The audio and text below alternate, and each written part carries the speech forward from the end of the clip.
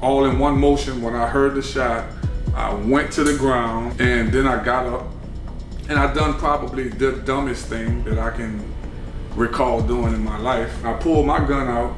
I didn't want to risk bumping into somebody and having the gun go off, so I held it above my head. I'm taller than everybody, so I'm like, if this gun is here, everybody is safe. People were yelling, he got a gun, you know. And so I think that's what gave people the belief that maybe that person with the gun could have possibly been the person who done it. He was like, Slim, the detectives just called here and they want to question you about a shooting. When they questioned me, it wasn't a murder investigation at the time. This was a shooting. So I'm like, whoever got shot gonna tell him who shot him. Did you go home that night? No, I never. So from that night, that night, I never saw the streets until 2021. I'm alive, and prison didn't make me realer. And you ain't really me just because you a killer. Boy, I know killers who rat and smoke crack go to prison, but they don't tell you that.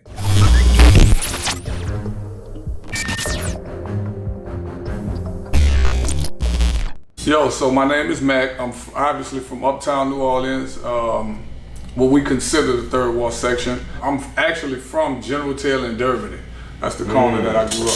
I think a lot of people know what Louisiana Parkway is, and we relatively close. We're like 2 blocks away. Slim lived on Tyler Donald, actually, and he used to be on the Parkway by KL at the studio. So that's where, you know, in our teen years, where I used to see him when we were doing music. But before that, I knew Slim from elementary school. We all went to Wilson right there on General Taylor. I think me and Slim may have met on the playground in elementary school. He was obviously from the Magnolia. I wasn't, but we knew each other from school. He knew I liked rap. I knew he liked rap. So every time we saw each other, it was like, yo, I got a new rap I want you to hear. You know what I mean? It was like that. So how we all about that time? 13, 14? Nah, this is before then. This is elementary school. So we're talking 10, 9, 11, you know, around that age. We were kids. I'm the type of guy that's gotta have wheels. I need a car bad. Sometimes I wanna steal one. Actually, I Need Wheels was written by a guy named Gregory D. I had started rhyming when I was 7 in 1984. And so we formed a little group. And what happened was Gregory D lived about 2 blocks away. So we would go down there by Greg, spit a little rhymes to him or whatnot. And so Greg told me that, man, if I ever get on, I'm gonna come get you. Well, all you sleepyheads out there. Fuck your time. That Calio. Fuck your time. That milk for me. He was true to his promise. When he got on, he came back, he talked to my parents about me signing the deal. I did. We put together like 12 songs at Manny Fresh's house. I wrote 10 of the songs, and Gregory D wrote 2 of them. And I guess because he was a proven hit maker at the time, you know, on the radio and stuff, our label decided the song that he wrote was the songs that they wanted to go with the single. Okay. And ironically, the weird thing is, I didn't like the song back then. Like, I couldn't stand I Need Wheels because I was a battle rapper, you know what I mean? And I felt that the record label at the time were trying to turn me into like a Fresh Prince type of artist, which I probably should have ran with, because I probably would have found success a lot earlier. But you know, I was young. And I was like, nah, I'm a battle rapper. I want to battle MCs, you know what I mean? So, I would have never thought that, bro. Yeah, so that's how I Need Wheels came about. It was pretty much a play on I Need Love. I'm tired of it, so daddy buy me a car. I got too many girlfriends that live too far. So I Need Wheels come out, there was some success with it, right? What happens from that point? You start doing touring, doing shows and stuff, or? Yeah, oddly enough, I started doing concerts. I got in trouble a lot too, because I used to sneak and go do shows and stuff. I remember sneaking out of town with Gregory D and Manny Fresh. Like, I left, we did a show at the Jazz Fest, and I just left with them because I felt I was hanging around a bunch of guys that were older than me. So for me, I felt like I was grown, you know what I mean? I got songs out, I feel grown, I'm gone. You know, it was fun. I had an endorsement deal with different little tennis shoes. I don't know if you ever heard of British Knights. Yes. Do you remember the shoes, British Knights? Yeah. Man, I had boxes and boxes of British Knights tennis shoes and clothes at my house. I got sick of British Knights. E-Tonic was another shoe that was out back then. I had boxes of that, you know, at the house. It was fun, but I wasn't making no money. That was the crazy thing. I wasn't making no money. Jealous ass again, take to see me on my feet. On the down low, telling hoes that I eat red meat. Ain't that a B-I-T-C-H-U? I think it was something I heard on the streets that I picked up, and I just wrote a rap to it, got Storm, you know, yo, let's do this. And at the time we were working on the project, and we made that the single. Slightly, ask my fellas. Niggas know you either mad or you jealous. You getting jealous. So you said what in it to you and Stone was just... You know, we went on to do solo projects. Like, as when we were actually on the record label that we were on, you know, I actually talked to Storm, talked to WAP, and let them know that I wanted to do a solo project, that these, that No Limit was interested in what I was doing. And so they were cool with it, you know what I mean? And in fact, that's why I tried to get Storm, you know, bring Storm over there. But Storm was in college at the time, so, you know, Storm was, once she graduated. Get on No Limit. Huh? Yeah, I was trying to get on No Limit, but you know, Storm was actually in school. I think she was on a pace to graduate, and then she went on to her career. You know what I mean? I got the boss bitch, and that's why I talk shit. She walk with a switch, and she just might smack you if you call her a bitch. Shell Shock was the first album. Was your first? That was the album that introduced me to the world. Shell Shock was the album that introduced me nationwide to the world, and it was a fun project to be a part of. I was young, I was hungry, and it was just my way of translating my battle rap skills to the gangster rap sound. And I'm proud of it. I'm proud of it. So this year, of course, we're celebrating the 25th anniversary of it. Shell Shock came out with you? 1998. 1998, July 21st, the day of the show. And so I can't wait. I can't wait to... Was it let's talk about the album. Was it any major features on Shell Shock? Yeah, on Shell Shock you had, of course you had the No Limit roster, you had Master P, you had C Murder, you had Silver Shocker, Mia X, you had Snoop Dogg was on Shell Shock, you had Cain and Abel, Serv-On, Mia, if I didn't miss a Storm was on there. I don't know who I missed, Mr. Magic, Fiend. I had a lot of people on there. It was a No Limit album. Say Slim, look. What's that? We gonna take this here all the way from the Magnolia, like across Claiborne. You heard me? Do it. You get turned on to No Limit. How did that happen? I think me signing with No Limit was the result of a combination of things. KL, obviously. I used to come to the basement sometimes and, you know, spit some stuff for him. I was hanging around Cain and Abel for a second. They would get me to rap on different stuff. Fiend's mother stayed down the street from my grandmother's house. So Fiend was another person I was affiliated with, doing music with. Mia, I knew Mia from working at Peaches. So Mia was familiar with me. And I think that they all played a part in talking to Percy about me. KL, Mia, Fiend, and Cain and Abel. And my cousin Skanu, rest in peace, who rapped with the group Prime Suspects. Yeah. So I think it was a combination of that, as well as I did a song with Cain and Abel called God and Guns on their Seven Sins album. When the sun sets, I'm at rest. They got bullets to penetrate through your proof vest. I met P at their video shoot for Gangstafied. And so that was my first time meeting him. And I think a couple weeks later, maybe a couple months later, I had a meeting with Kevin Lyles, who was one of Russell Simmons' right hands at the time. Wild Wayne introduced me to him, and I had a meeting with him, and I spit for him, let him hear my demo, and he was very interested at the time in talking to them about me being possibly on Def Jam. And just the thought of me moving to New York at the time, I was 19, I had just quit my job. I was a security guard across the river, and so I had just quit the job, and I just wasn't ready to move that far away from home.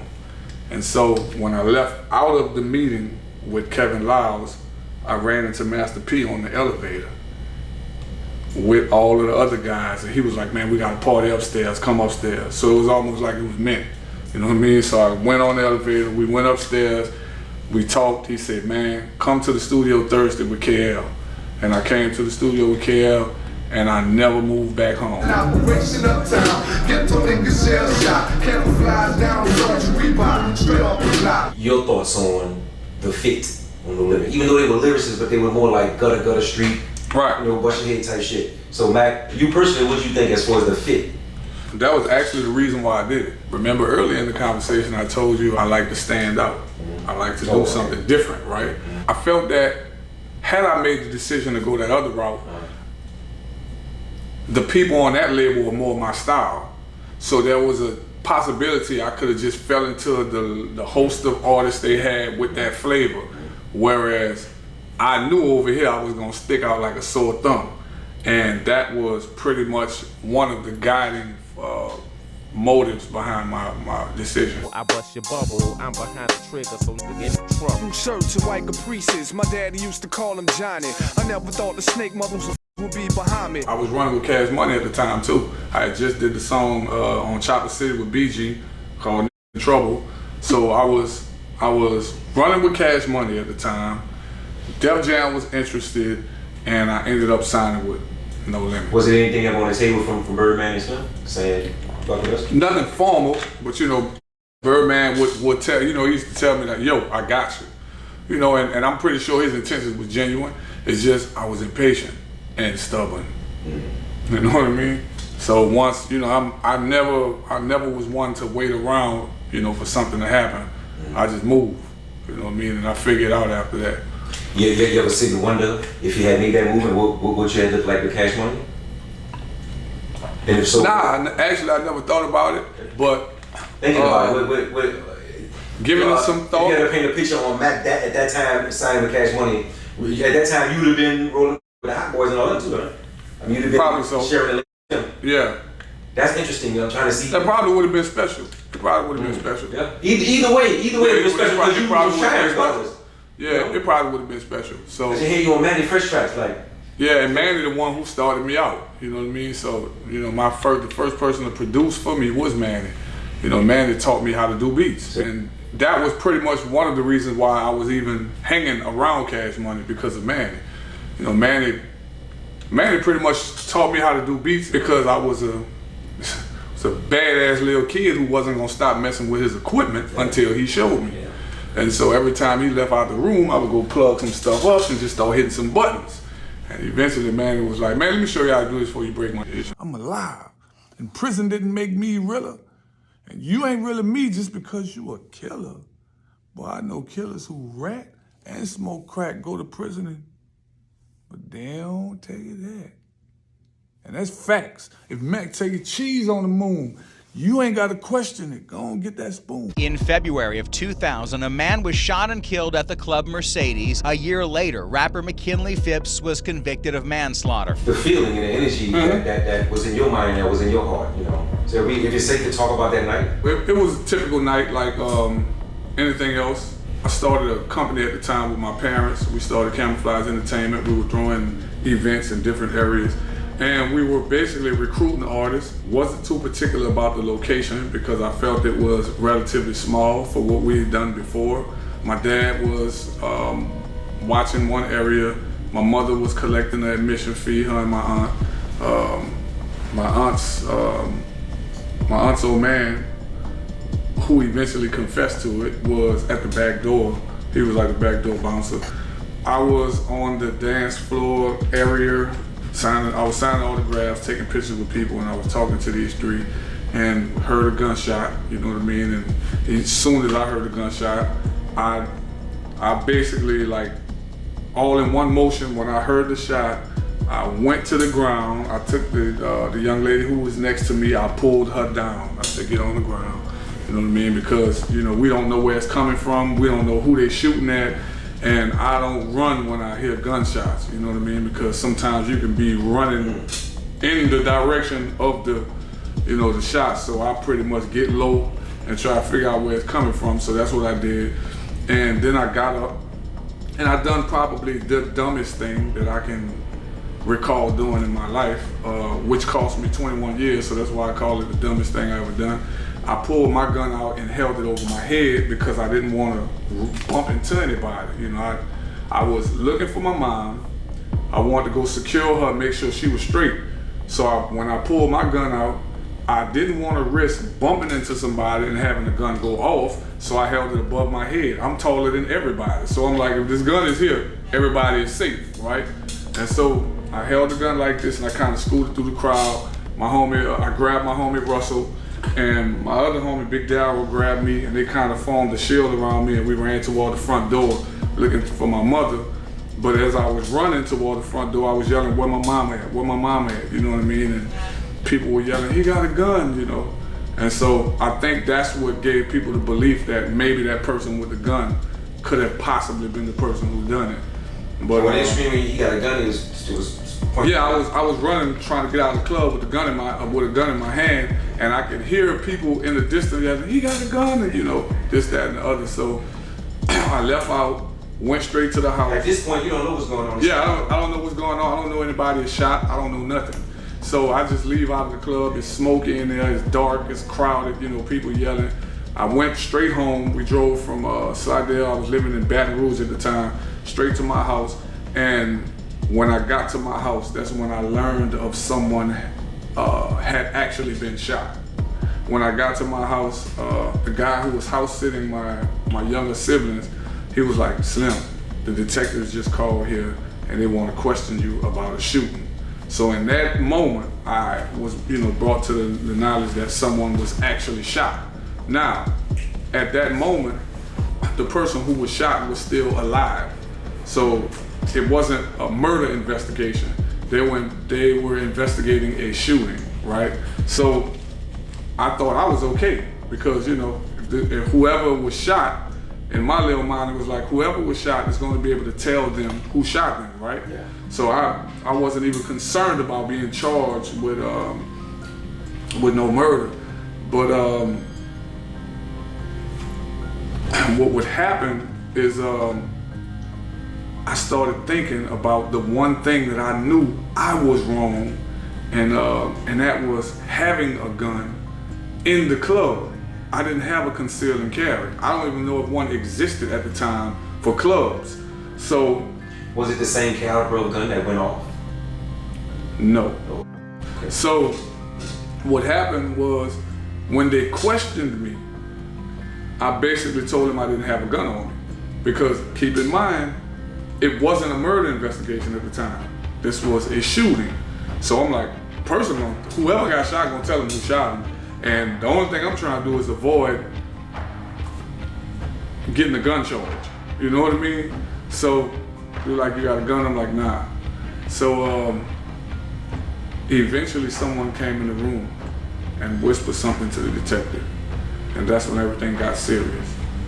Unfortunately, that young man had succumbed to his injuries. And after he succumbed to his injuries, it became a murder investigation.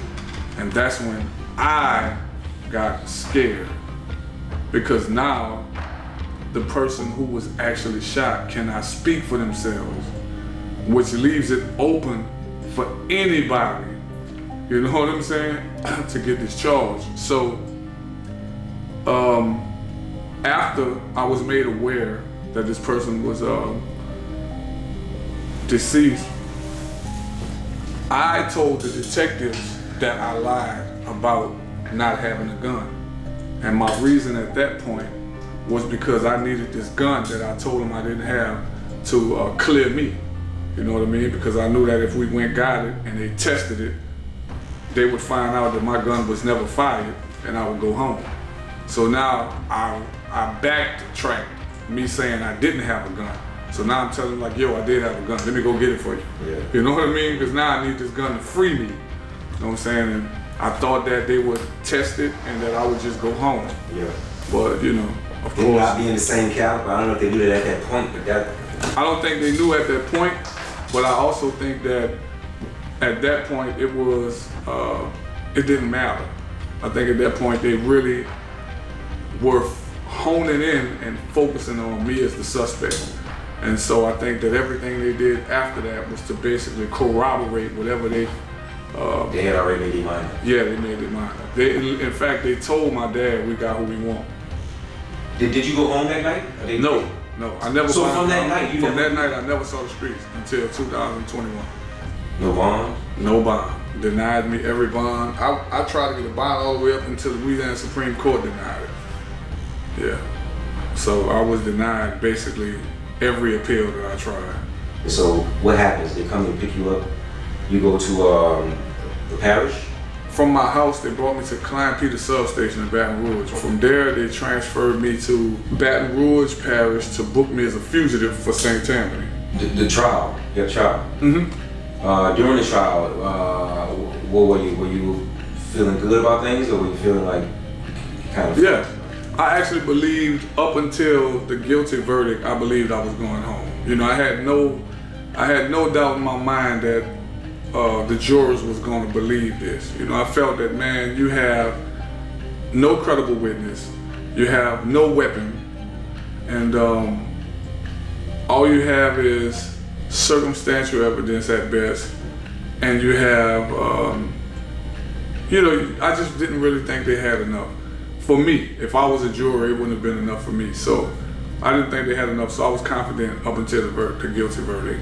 And when I heard it, man, it was a blow. You know, I remember just dropping my head, just crying. You know what I mean? Just like I couldn't believe it. I was in disbelief. Damn, bro. Numbing? Was it numbing? Nah, because if it was numbing in that moment, I wish it would have been numbing in that moment. You know what I mean? Because maybe I wouldn't have felt it so heavily. But nah, it wasn't numbing. I felt every bit of it. You know what I mean? It was the worst day of my life. Like when those people dropped that hammer and found me guilty, it was the worst day of my life. Bro. Words can't even describe how I felt. I mean, I couldn't even put it into words. It was the worst day of my life. I think after I had cried and cried and cried on that table in the courthouse, I remember going back to my cell and I just fell face first on the bed and just like kind of cried myself to sleep. And I got all that out that night. So when I woke up that next day, I was numb. That's when the numbing took place. And I think that a part of me numbed my emotions in order for me to effectively deal with it, as well as help myself get out. Well, when you first got there, right, and even during your time, how did the other inmates take you? How did they look at you? I think my personality had a lot to do with the way I was treated in prison. Okay. You know, I think that people treated me with respect because I gave it. I mind my business. I didn't get in anybody else's business. I wasn't into the prison politics. I wasn't trying to be the guy with the most tennis shoes on the compound. You know, I didn't mess with drugs. I didn't gamble. I didn't get into none of the stuff that causes most of your problems in prison. I avoided all of that. Just not even without even effort. Those just weren't things I was interested in. And so my time in prison was spent mainly studying the guys who were on the path to get out. You know, I've said it before, I like to win, and as a prisoner, to win is to get out. Everybody got a different way they do things. Some guys are under controlled substances. Some people get caught up in the prison politics. Some guys get content with a little trinkets, a little status in the prison.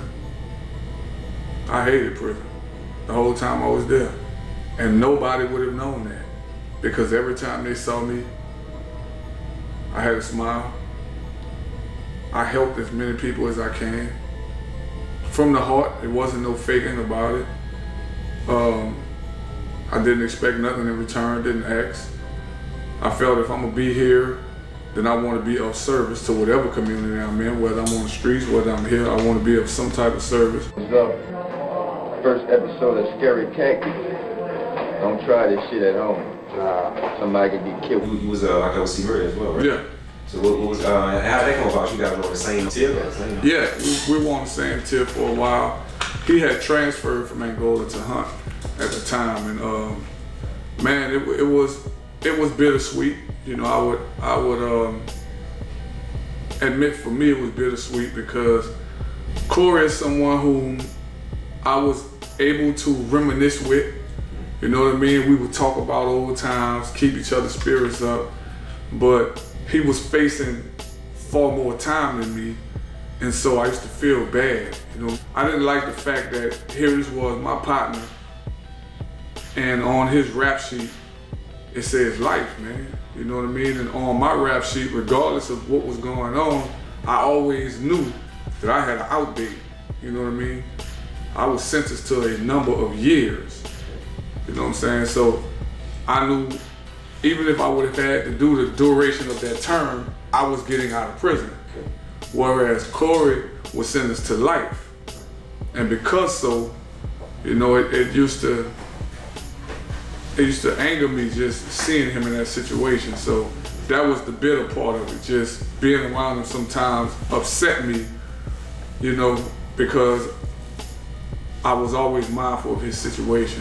At the time that we were in prison together, C earned his favor through helping. C was he was an orderly on a tier full of sick and infirmed guys. So C was taking care of a lot of those older guys who had medical problems. Through doing that, he earned his favor in the prison, within the system, you know what I mean? And so, Say, bro, that's really his heart, huh? That's really who C is, huh? That is when you really got a chance to see who he was, bro. He was, that shined through, you know what I mean? And they loved him. They love him, man. Those guys loved C because he always looked out for them. And just to share a story with you, a friend of mine who was a rapper in the prison, a damn good rapper too, he was transferred to the tier where C was at, right? Mm-hmm. And so he was like complaining to me that he was transferred over there because it's a bunch of older guys, and you know what I mean, a bunch of infirm dudes. And he was like, man, they gonna move me over there to that tier, man, with all them old sick dudes. I said, wait, what tier you on?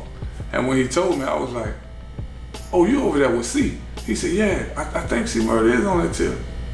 I said, man, you ain't gonna never go hungry. So he was like, man, what you talking about? I don't know that dude like that. I said, you don't have to. I went to that tier like a couple hours later. So I just went over there, I'm hollering at C.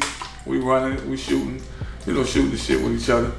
And I see a bag on the side of his bed being piled up with all kind of snacks and stuff.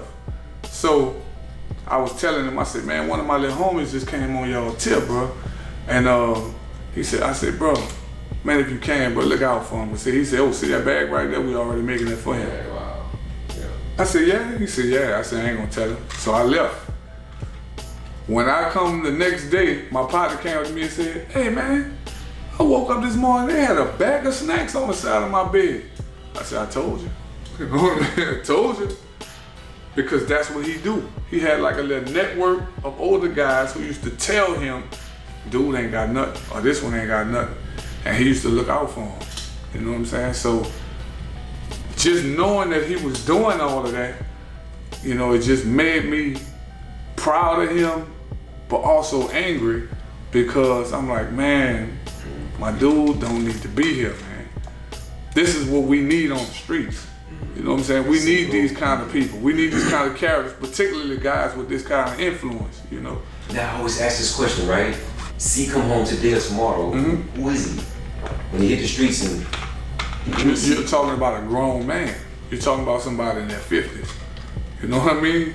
So, if anybody is naive enough to expect C murder, you know what I mean? Then they clearly don't understand Corey. Corey is 52 years old. He has 3 beautiful daughters that's awaiting his return to society. And I think that people need to understand that, right? What people need to also understand is this. Corey is a Desert Storm war veteran that cannot be understated. You know what I mean? I think we have stereotypes of rappers. We think that, you know, they hear these guys, you know, they just criminals from the hood. And why this may be true in many instances, it's also important to note that Corey, like many others that were signed to No Limit, were actually military veterans. And they like to praise and celebrate those who serve. Well, these guys serve. Corey served. Let's show him that same enthusiasm. Let's help him the way they help these others. Well, I hear you call him Corey, right? There's not many people in jail. What do they call him? C. Gotcha. What does he prefer to be called today? C, Murder, Corey, doesn't matter. I don't know. I mean, the most people who know him call him C. You know what I mean?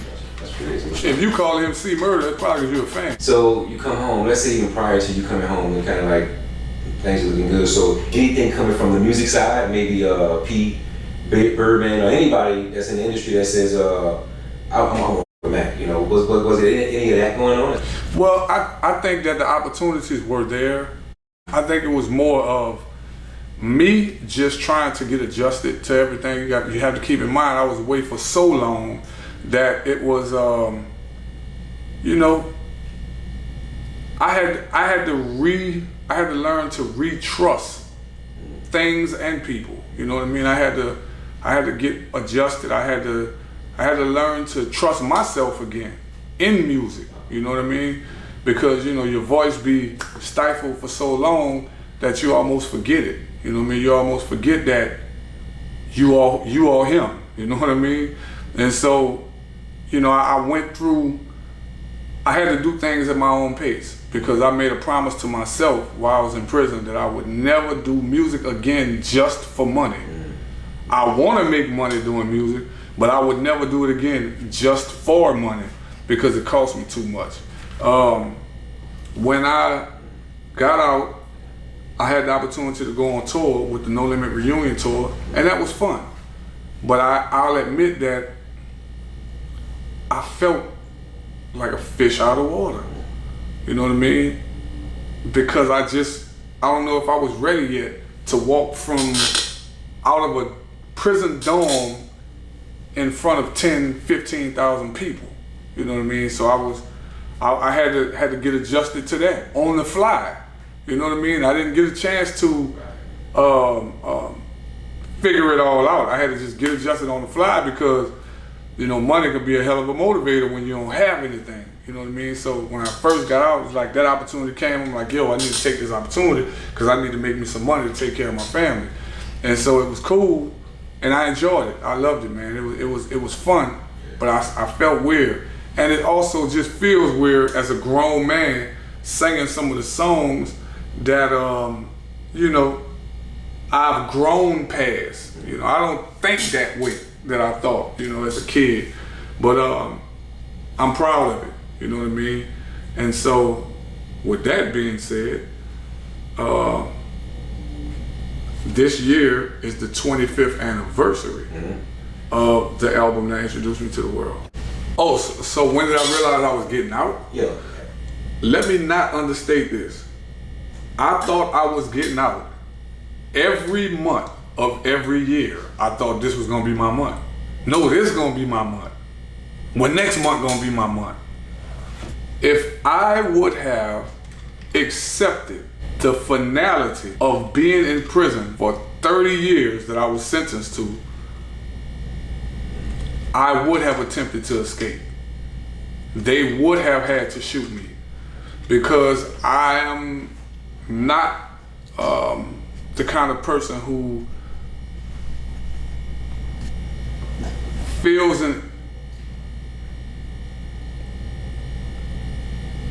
I couldn't accept it. That's what I'll say. I couldn't accept it. I had to not accept it because of my personality.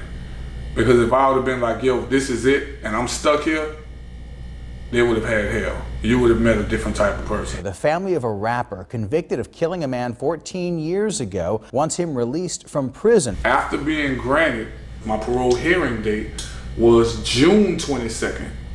And on June 22nd, I didn't go to work that day. I was working at a shipyard. Say, bro, real quick, a work release is when you kind of like a halfway house type thing? Kind of, sort of. You're still a prisoner, yet every morning a van drops us off to jobs that we actually get paid for. Like, this ain't prison jobs. I was getting a check every 2 weeks. Well, every week I was getting paid a work release. So I was working at a shipyard in Houma. And that was probably the hardest labor. I didn't do the hardest labor that I've done during my prison term was in the last 4 months at that work release. 8-hour days, like? Yeah, I was working 12 hours. Oh, damn. So 10, 12 hours, yeah, I wanted to be out there. So I didn't go to work that morning. I went in, had my hearing. And I remember it like yesterday, so I had the hearing, they granted me. And I just was overwhelmed. I remember crying a little bit on it, if y'all see the thing. And so I got granted parole at 9 o'clock in the morning. At 11 o'clock, they called me to the main office up front at the work release, and some guy came in and he talked to me, and we talked, and he was telling me, he was like, I'm from probation and parole. He said, I was sent here to come give you the rules and everything of parole, and I was like, okay. And he said, so, you know, within 48 hours, you're gonna have to go on Poland Street in New Orleans, this, that, and other. So I'm like, so I looked at him and I said, what you mean? I said, they haven't given me my date to go home yet, you know what I mean? And he was like, what you talking about? I said, they never told me when I'm going home. That man looked at me and said, son, that paperwork that I just had you sign? I said, yeah. He said, man, that was your release papers. And I just looked at him. I said, wait, run it by me again? He said, that paperwork that you just signed, did you read it? I said, no. So I grabbed it. Sure enough, it was release papers. I didn't even respond to him. I turned around and walked off, went in the dome and jumped on the phone and called my wife. Yeah. And I said, look, y'all need to come get me now before these people change their mind.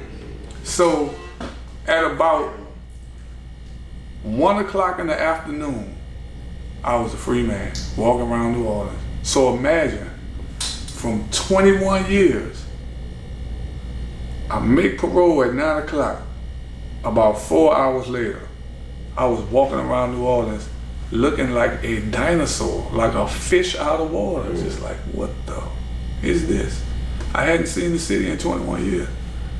You know what I mean? Totally different? Totally different. I was just like, wow. I didn't even know what to feel. Like, it happened so fast. I didn't get a chance to pack, unpack. I didn't get a chance to do anything. I was so excited that I didn't even know what to feel. Like, I never had time to process what had just happened. It was like I was free after 21 years in prison. I popped in his LP, and the first thing I heard was he had birds for cheap, and he sell them on such and such street. Really? Is that snitching, or is it just me? I was at the bar with my wife, and we were talking, and something happened, and I just got loud, and I was like, man, I need to go to the car. She was like, what's wrong? I said, I just need to go back to the car. Because I realized I was loud. You know, in prison we talk loud. You loud, you assertive. You know what I mean? You don't show no weakness. You don't show no timidness or nothing. You know, there's a lot of people in the dome, so we yelling over each other, trying to hit each other. So we're loud, you know what I mean? And I came out, and my wife was always like, you know, for the first couple of days, it was like, McKinley, you are loud. You know what I'm saying? Because I just didn't really know how to not talk like that. You know what I'm saying? And how did you take the technology and stuff? So you see these cell phones and stuff with? Man, I still don't know how to use the phone. The phone is still this thing is still something I'm learning, man. I love it, but it's so convenient. Yeah. It makes everything convenient. So I embraced it. You know, it was something different. I didn't know that your phone is basically everything. Shaggy. Yeah, it's everything. Look, we against the code. Some of us are real I'm commode. I flush them out all over the globe. Now behold the great work you can call that gold. Any memories of performances at Tipitine? Yeah, I just performed at Tipitina's a couple months ago. Yeah, a friend of mine asked me to come do a song or two within his set because Rakim was the headliner. And Rakim, everybody who knew me knows that Rakim is the dude. Rakim is the dude. So, you know, last year, my homie asked me to do the same thing. My homie Alfred Banks, who was the opener for the show, he was like, last year he asked me and I couldn't. This year he asked me again, and I was like, man, it's 2 years in a row I can't pass this up. Yeah. It's Ryan. Yeah. You know, I got a chance to meet Ryan. I got a chance to tell him what I wanted to say to him all my childhood. What I wanted to say to him, I just let him know. You know, I told him thank you because his music made me a straight A student in school. Because listening to him made me want to go learn. It made me want to go research what he was talking about. Yeah, and you know, he was talking about places and things that I was like, what is that? What is Mecca? What is Medina? What is triple stage darkness? What is all of this stuff? You know, and I would go into the encyclopedia and just study. Because he was able to do something my teachers at the time wasn't able to do, and that was to encourage me to read. Because this was a guy who wasn't dressed like my teachers. He was dressed like the dudes on my corner. So I was a little more open to him. Oh, we so not gangster. You make me think you know not gangsters. In your video pointing at shooters and yelling their names like that ain't lame. You know, I'm thankful that my parents never put no ceilings on my thoughts. They never put no ceilings on my dreams. You know, they never was like, yo, you can't do that. This is impossible. So when I was a kid, I felt like anything was possible. And we didn't have anything. You know, my mom and dad has been married now for 47 years. I'm the oldest child.